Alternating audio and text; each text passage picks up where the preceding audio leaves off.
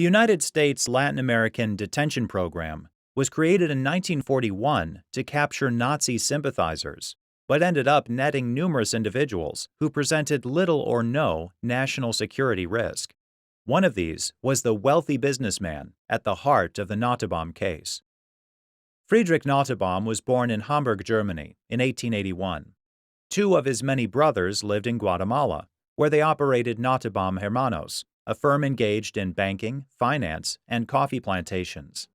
Nottebohm joined them in 1905 and spent the next 3 decades working and living in Guatemala. In 1937, he became head of the family firm. Nottebohm was ineligible for Guatemalan citizenship because he'd been born in Germany. In 1939, Nottebohm traveled to Liechtenstein and applied to become a naturalized citizen.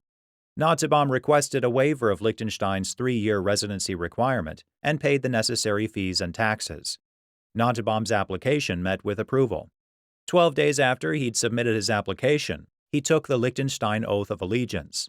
Under Liechtenstein law, this meant he relinquished his German citizenship. Nottebohm then returned to Guatemala. He informed Guatemala of his change in citizenship. The United States and Guatemala both entered World War II in 1941. President Roosevelt declared all German citizens to be enemy aliens. In 1943, Guatemala arrested Nottebohm as a German citizen. Nottebohm was interned in the U.S. for over 2 years. The U.S. and Guatemala seized a large amount of Nottebohm's property and his company's assets. When Nottebohm was released in 1946, Guatemala refused to let him return. Nottebohm moved to Liechtenstein.